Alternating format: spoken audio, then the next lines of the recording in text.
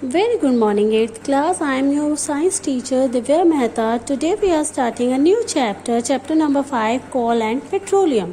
जैसा कि हमें नेम से ही पता चल रहा है, कोल का मतलब होता है कोयला एंड पेट्रोलियम का मतलब पेट्रोल।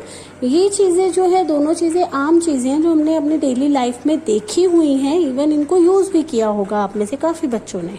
तो इनके बेसिस पे हमें जो है ये पूरा चैप्टर कंसिडर करना है या फिर पढ़ना है।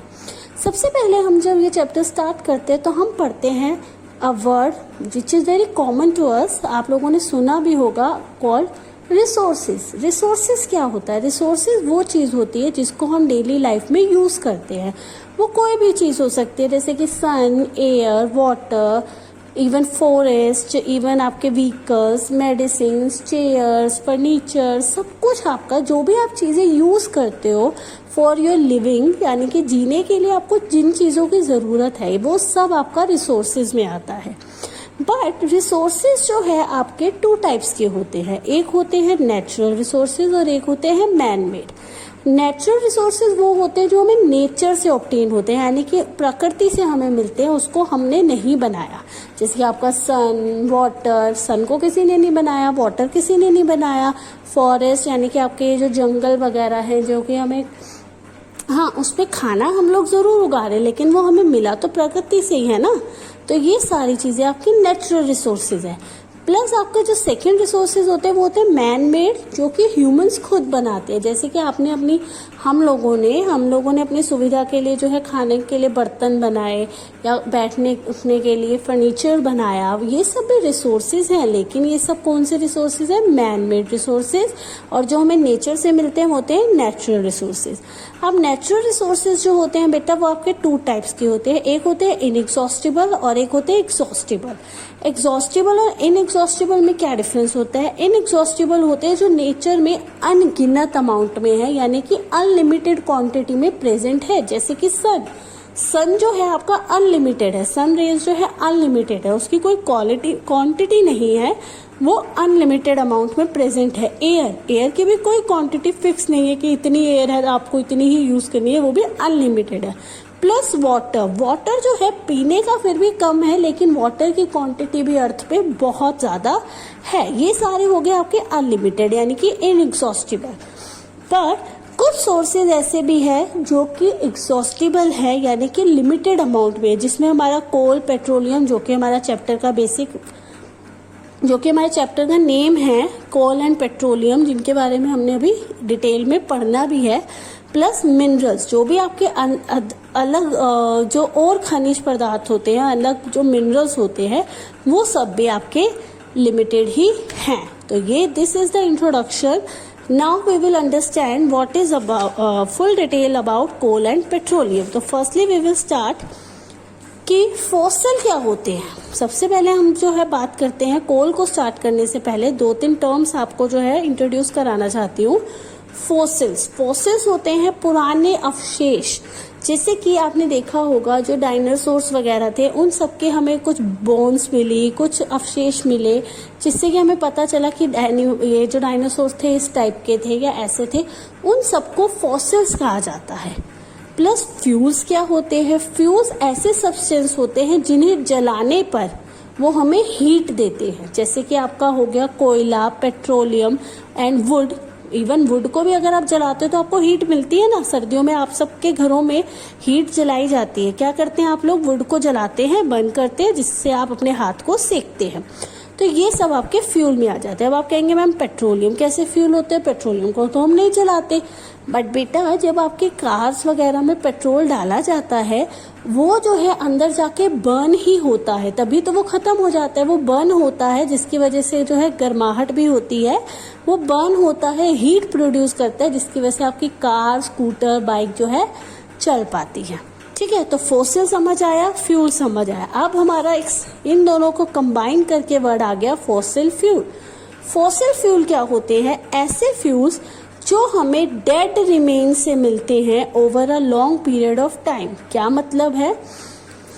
ऐसे फ्यूल्स जो हमें बहुत टाइम पहले की बात है, बहुत टाइम पहले क्या था, आपकी जो अर्थ है उस पे जो जीवन होता है वो खत्म होता जाता है। ठीक है, उस पे जो लाइफ है हमेशा चेंज होती जाती है। आपने पढ़ा होगा ज्योग्राफी में भी, अभी हम थोड़ा सा आगे डिस्कस भी करेंगे कि क्या होता है ओवर ईयर्स अगो, इवन अ करोड़ मिलियन ईयर्स अगो क्या होता है, आपकी जो अर्थ की जो ज्योग्राफिकल प्लेट्स होती हैं वो भी जो है मूव करती जाती हैं, प्लस जो आपकी जो पूरी अर्थ की क्रिएशन होती है वो चेंज होती है, जिसकी वजह से जो लिविंग ऑर्गेनिजम्स होते हैं अर्थ पे वो डाउन द लेयर चले जाते हैं, जिसकी वजह से वो जो है वहाँ पे जाके डेड हो जाते हैं। और डेड होने के बाद उनके जो है डिफरेंट जो है वेज बाहर निकलते हैं, अवशेष निकलते हैं, जिन्हें हम फॉसिल फ्यूल्स कहते हैं। ठीक है, जो जिसमें आपके जो मेन फॉसिल फ्यूल्स है वो है कोल, पेट्रोलियम और नेचुरल गैस। तो फॉसिल फ्यूल्स क्या है, जबकि हमारे जो डेड ऑर्गेनिजम्स होते हैं जो कि जिन पे बहुत ज़्यादा टाइम लगता है प्रोसेस्ड होने पे, उसके बाद उनसे जो हमें रिसोर्सेज मिलते हैं कोल, पेट्रोलियम एंड नेचुरल गैस, उनको हम फॉसिल फ्यूल्स कहते हैं। हमें फॉसिल्स भी पता चल गया, यानी कि बहुत बहुत बहुत पुरानी चीज़ें, फ्यूल्स पता चल गई जिनको जलाने से हमें हीट मिलती है। फॉसिल फ्यूल्स जो इसमें जो है हमारे लिविंग ऑर्गेनिजम्स जब मर जाते हैं, जो उन पे बहुत ज़्यादा जो है नीचे कैसे प्रोसेस होता है वो भी हम नेक्स्ट आगे पढ़ेंगे। ठीक है, इंट्रोडक्शन में आगे हम देखेंगे। अभी जो है हमें इतना जानना है कि फॉसिल फ्यूल्स क्या है। ऐसे फॉसिल फ्यूल्स जो है ऐसे फ्यूल्स होते हैं जो कि लिविंग ऑर्गेनिजम्स जब डेड हो जाते हैं तो उनके जो बॉडीज जो होती है वो सेटल डाउन हो जाती है, और जिसके ऊपर लेयर एंड लेयर जो है जमती जाती है, और उसकी वजह से वहाँ पे जो है बहुत ईयर जो है उन पर जो है कंप्रेस्ड होके जो है वो चीज़ें जो हैं हमारी फ्यूल्स बन जाती हैं, यानी कि नेचुरल रिसोर्स, वो हमारी नेचुरल रिसोर्सेज जो है बन जाती है। ठीक है, उसके बाद जो है हमें ये पढ़ना है कि कोल, पेट्रोलियम एंड नेचुरल गैस, इन तीनों के बारे में हमें डिटेल से पढ़ना है। तो firstly we will start with coal. It's a important topic to understand it carefully. ठीक है, तो next we will come to our topic coal. Coal की सबसे पहले हम सबको पता है कोल ब्लैक कलर का होता है, सबने देखा भी होगा मे बी। हार्ड होता है, मिनरल होता है। मिनरल का मतलब ये भी जो है हमें माइन से मिलता है, यानी कि इसकी भी खदान होती है जहाँ से इसको निकाला जाता है। कंबस्टिबल होता है, मतलब जला सकते हैं। मेड अप ऑफ कार्बन, इसका जो मेन सब्सटेंस होता है जिससे ये बना होता है वो होता है कार्बन। ठीक है, ये थी इसकी करेक्टरिस्टिक्स, यानी कि इसकी विशेषताएं। Now we will come to formation of coal, कि कोल बना कैसे। देखो, सबसे पहले हम थोड़ी सी ज्योग्राफी की बात करेंगे। आप लोगों ने ज्योग्राफी में पढ़ा होगा कि ज्योग्राफिकल चेंज जो है हमेशा अर्थ पे होते रहे हैं। समटाइम्स जो है इस पे बहुत ज़्यादा ईयर्स टू ईयर्स जो है ज्योग्राफिकल चेंजेस हमारी अर्थ पे होते रहे। जैसे कि मैं बोलूँ आज राजस्थान में जहाँ पे डिजर्ट है वहाँ कभी रिवर हुआ करती थी, या फिर मैं बोलूँ जहाँ पे आज हिमालय है वहाँ पे कभी डिजर्ट हुआ करता था। तो आप लोग कहोगे कि मैम ये कैसी बातें आप कर रहे हो, हमने तो कभी ऐसा नहीं सुना।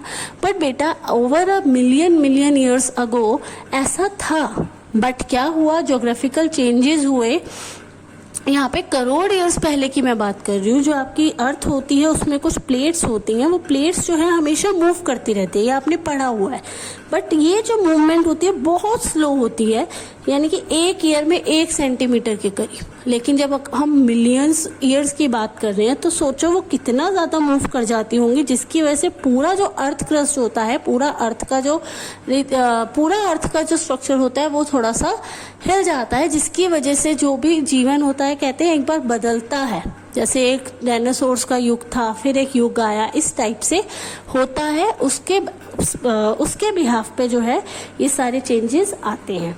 प्लस कुछ नेचुरल डिजास्टर्स की वजह से, जैसे अर्थक्वेक वगैरह आने की वजह से भी आपके जो है अर्थ में चेंजेस आते हैं। तो हम अब पढ़ते हैं, ये हमने थोड़ा सा ज्योग्राफिकल पार्ट जो है डिस्कस किया। It's not in your syllabus, but I want to tell you about that because हम इस टॉपिक से रिलेटेड थोड़ा सा यहाँ पे समझेंगे। ठीक है, तो फॉर्मेशन ऑफ कोल में क्या था, बहुत टाइम पहले जो है हमारे अर्थ पे जो है बहुत सारे पेड़ पौधे थे। ठीक है, I am not good in drawing, so that's why you keep to understand that कि दैट्स आर ट्रीज। ठीक है, सो वहाँ पे जो है बहुत सारे ट्रीज थे। ट्रीज जो है किसी भी नेचुरल डिजास्टर, चाहे फ्लड मान सकते हो या अर्थक्वेक वगैरह, कुछ भी ऐसा आया जिसकी वजह से जो प्लांट्स थे, हमारे ट्रीज थे, ये अर्थ के अंदर चले गए। ठीक है, ये टूट गए और टूट के अर्थ के, अब क्या होता गया, ये जो है अंदर को धंसते गए, इनके ऊपर जो है बहुत ज़्यादा इनके ऊपर मिट्टी आ गई, लेयर्स जमती गई, बहुत साल हो गए।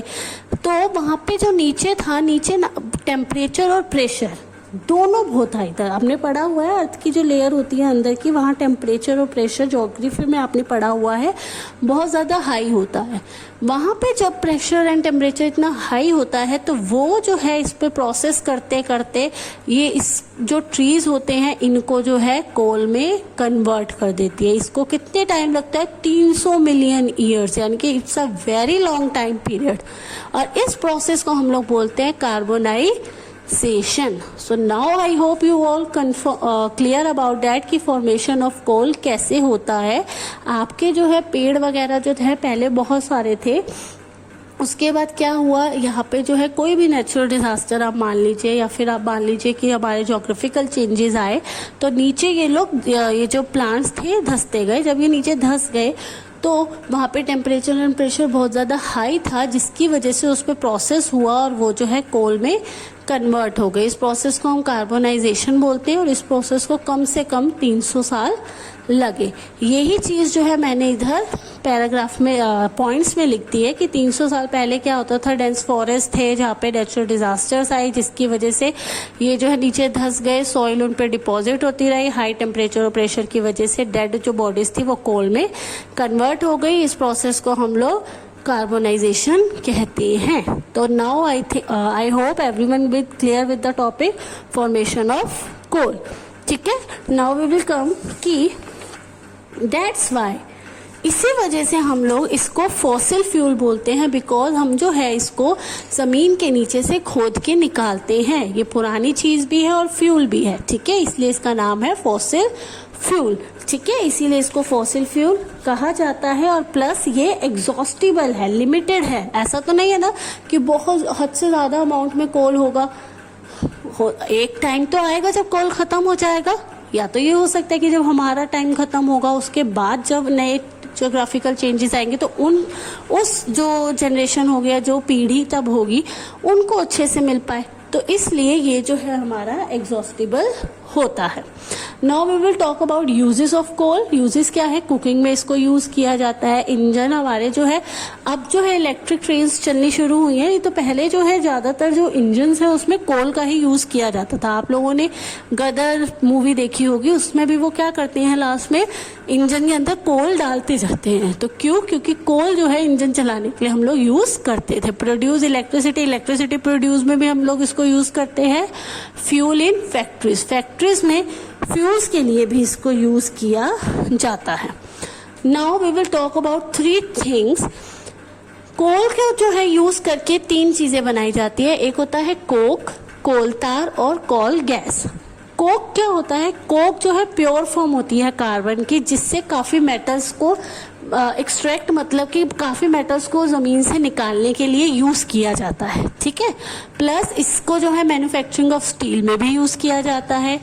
उसके बाद आता है कोल तार। कोल तार क्या होता है? थिक लिक्विड होता है। आप लोगों ने कई बार देखा भी होगा, ब्लैक से कलर का लिक्विड होता है। जो पहले हमारी सड़कें बनती थी, रोड्स जो है मैन्युफैक्चरिंग होती थी, वहाँ पे कोल तार का यूज होता था। वो जो कोल तार होता था वो यही होता था, ब्लैक थिक कलर का लिक्विड होता है, जिसका एक अनप्लीजेंट सा स्मेल होता है, एक अलग सी स्मेल होती है।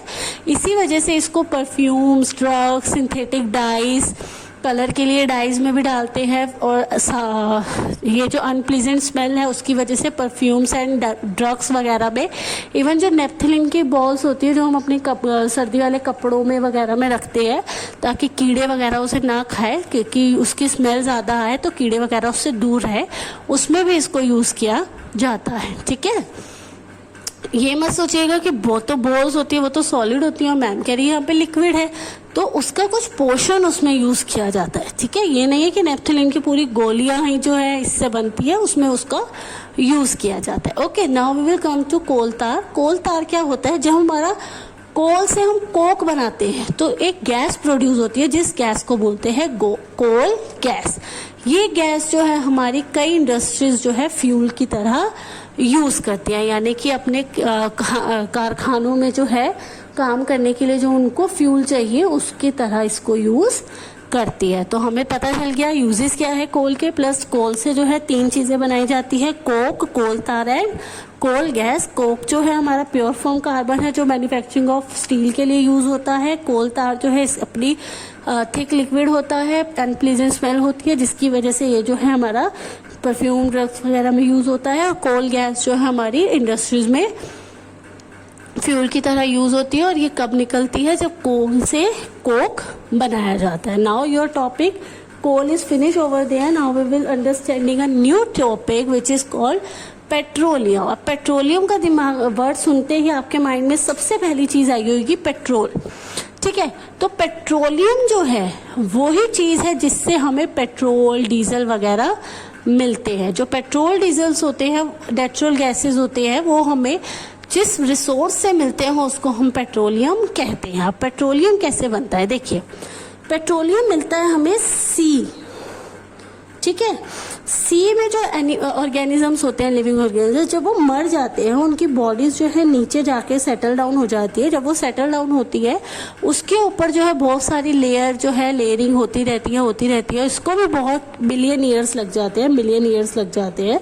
और जब इसको बहुत ज़्यादा ईयर्स के बाद वो क्या होता है, वो एक लिक्विड बन जाता है जिसे हम पेट्रोलियम कहते हैं।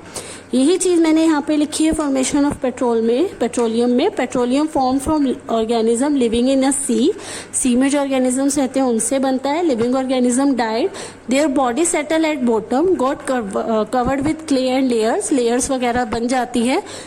वहाँ पे जो है एयर पास नहीं होती और वहाँ पे क्या होता है, हाई टेम्परेचर एंड प्रेशर होता है जिसकी वजह से पेट्रोलियम फॉर्म होता है। पेट्रोलियम कैसा होता है? डार्क ऑयली लिक्विड होता है और उसके अंदर भी एक अनप्लीजेंट सी स्मेल होती है। आपने कभी भी पेट्रोल डीजल देखो तो एक अलग सी स्मेल आती है क्योंकि उसके अंदर भी एक अनप्लीजेंट स्मेल या ऑडियोर, हम स्मेल को ऑडियोर भी बोलते हैं, होती है, ठीक है। अब आता है पेट्रोलियम रिफाइनिंग। क्या होता है? जब हम पेट्रोलियम में से हमारे काम की चीज़ें जैसे पेट्रोल, डीजल, लुब्रिकेंट ऑयल्स भी उसी से निकलते हैं, इवन कई वैक्स भी निकलती हैं कई तरह की, तो उसको हम पेट्रोलियम रिफाइनिंग कहते हैं। पेट्रोलियम रिफाइनिंग क्या होता है? जब हम पेट्रोलियम में से हमारे काम की चीज़ें पेट्रोल, डीजल, लुब्रिकेंट ऑयल्स जो भी हमें चाहिए होता है वो निकालते हैं तो उसको हम रिफाइनिंग ऑफ पेट्रोलियम कहते हैं। Now we will come to our next and last topic, natural gas. अब नेचुरल गैस क्या होता है बेटा?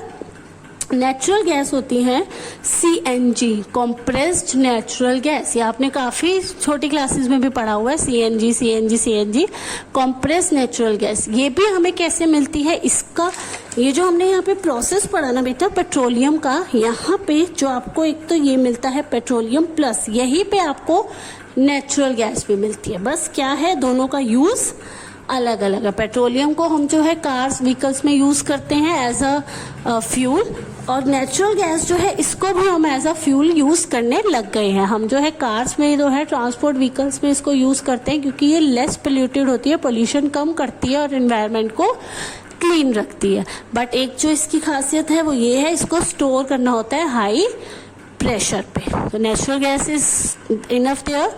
एंड लास्ट में एक चीज़ जो है, आपको अपने रिसोर्सेज को केयरफुली यूज़ करना चाहिए बिकॉज ये लिमिटेड होते हैं। अगर आप इनको जो है बेफिजूल का यूज़ करेंगे तो ये अर्थ से ख़त्म होते जाएंगे। तो इसीलिए कहा जाता है ना, आपको पढ़ा भी है आप लोगों ने और कई बस स्लोगन्स वगैरह भी प्रिपेयर करे हैं कि हमें जो है पेट्रोल वगैरह बचाना चाहिए बिकॉज ये सब लिमिटेड अमाउंट में अवेलेबल है। तो this is the end of your chapter. I hope आपको इंट्रोडक्शन में जो है पूरा चैप्टर क्लियर हो गया होगा, ठीक है। सो अच्छे से जो है वीडियो देखिएगा, watch it carefully. All the very best, your science teacher Divya Mehta.